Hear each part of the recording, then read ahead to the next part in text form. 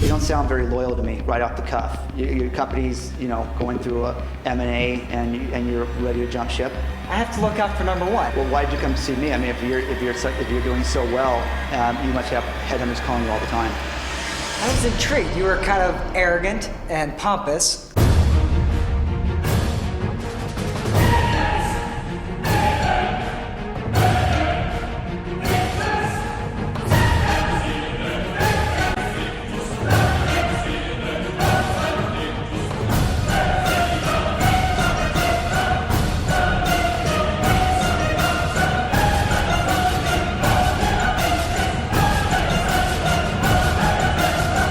Are you ready for Top Recruiter, the competition?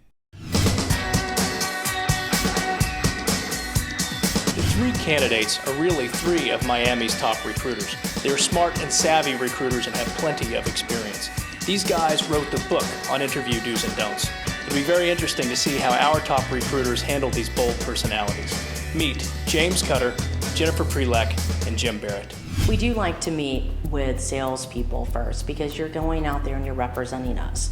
So I hope, understanding that, because it's like anything, if you're selling something. I got that nice pretty picture up on LinkedIn though. You commented on. I'm really good at interviewing. Actually, I really enjoy interviewing. My degree's in organizational behavior, so that I felt like I'm gonna do really well on this challenge today.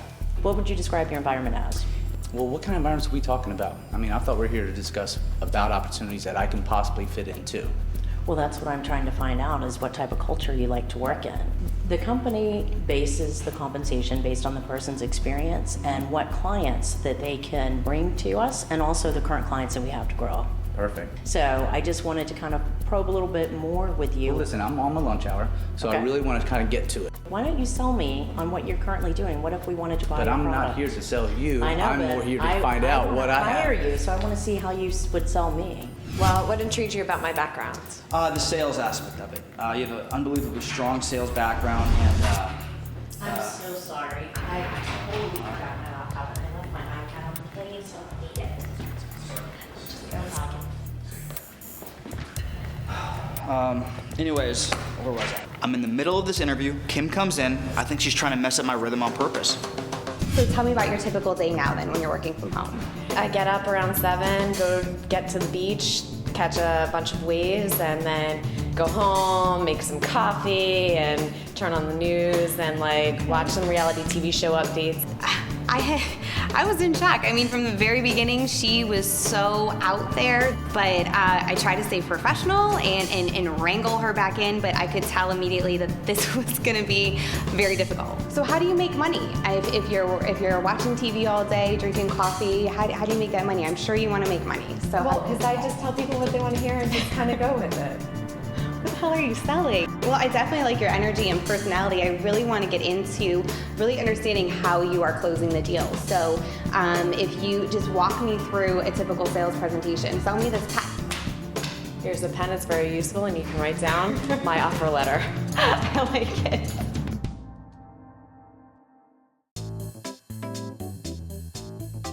%50 of the candidates today reply they are exploring all opportunities, or they're always on the lookout for good opportunity when asked why they're considering a move. If this is your attitude, you might as well stay home. Employers today are driven to hire people who are driven to succeed. Study the companies you're interviewing with. Take the opportunity to tell them why you're deliberately seeking a position with their organization and why you're a great fit for them. And most importantly, tell them what you will contribute to supercharge their success. You don't sound very loyal to me right off the cuff. Your company's, going through a M&A and you're ready to jump ship.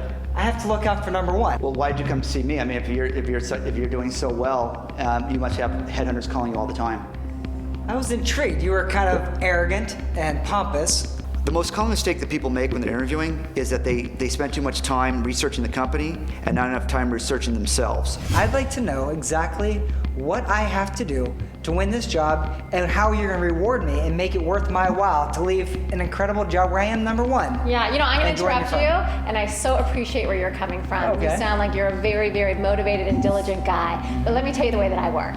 I represent a client, And they asked me to find people, and I called you for that reason. And I'm not sure if it's going to be a fit yet. So what Okay. we're going to do right now is I'm going to go through your background and get some more information, because even though you're the #1 guy, I still don't know if you're going to be the right personality fit. Not only am I representing a client, but I'm also representing a candidate when I work with them, and my goal is to create a match. Just because you might have the background for a position doesn't mean it's going to be a good personality fit long term. Of course, I'm interviewing you as much as you're interviewing me. Absolutely. Because if I'm going to accept a job and give something up that I know is going to produce a lot of money for next year, I need to know that the cultural fit is there. Yeah. So I appreciate We're going to that get there. stance. Good. We're going to get there. We're going to get there. can I help? Let's both take a breath together. I'm all about mindfulness, getting connected to your body while you're sitting here. You're leaned over. Let's get connected for a second and just take a breath, and we'll get there. I know all objections that candidates have. I've interviewed a wide variety of candidates, so I was prepared for anything.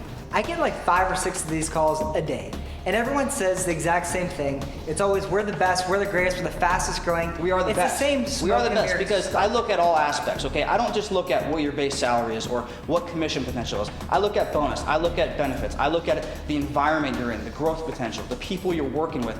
I look at the industry you're going into. Is it innovative? Is it evolving? Is it going somewhere? Or is it stagnant and not going anywhere? You need to be with an aggressive company that moves fast, because you move fast. It's all about that initial interaction with the client or the candidate, getting them comfortable with you, diving into their background and closing them. You wouldn't be sitting here if you weren't interested in something else. You've obviously hit a ceiling at your existing company, you're bored, everything's monotonous, and you're ready for a change. And I think a guy like you would work so well in a startup environment, and let me tell you why. You've made your money, take a little bit of a cut on the base with a much more aggressive commission structure, and you and I both know that the way to get wealthy in life is not off salary, it's not off commission, it's off equity in the company. So let's get you in a spot where you're making equity. Well, that's aggressive and presumptuous. You sound like a recruiter. I don't think you How know what you about- want. I how just think about- you want to come here and just be a loudmouth and just try to shove down my throat. Hey, you begged me to come in here. I Begged told you? Yes. You told me it was the best opportunity that I was possibly going to see in the street. You were the #1 I game in wondered town. how I got you on the phone.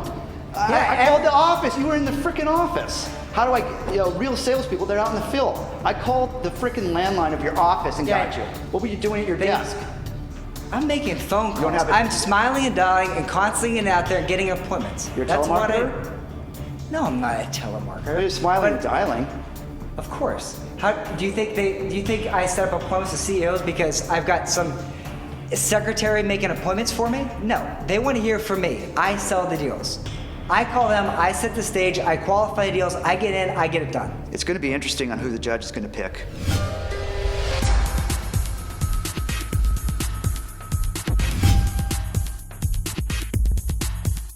So Ryan, how overall did you think today went? I was truly impressed. We have some world-class talent here. Alex is an interesting character. He's very understated outside of the boardroom. He did very well in the boardroom, but he's very young. You know, I just don't know if he can hang with some of the seasoned veterans, such as Andy. Andy is, I appreciate his style. I think it's very similar to my own.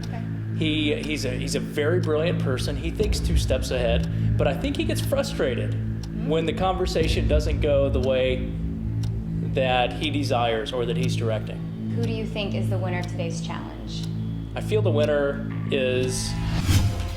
Hello again.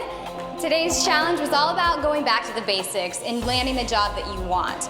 We can all improve in our interview skills, and today you were put to the test.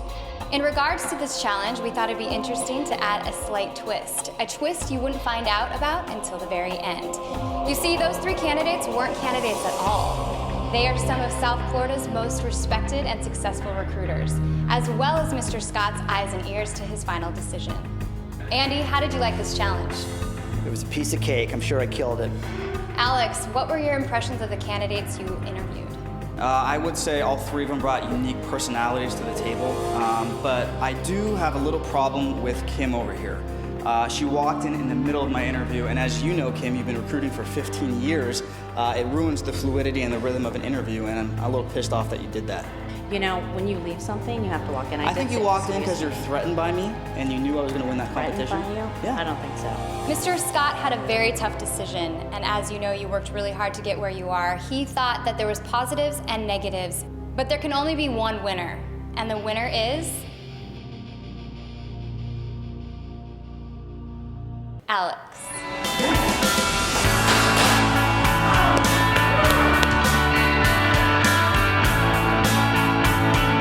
Okay, America, it's time for you to cast your vote on who you think won today's challenge. Just select the name below. Until next time, I'm your host, Renee Herlocker. Thanks so much for watching Top Recruiter, the competition. And in the room, and she grabs a laptop right in front of my candidate. What would your candidate do? Well, she was flustered too. She didn't know what was going on. I want to make an idiot out of you. So I'm a marketing professional in New York. Why would I ever move to this historic town in Virginia? That's career suicide for me.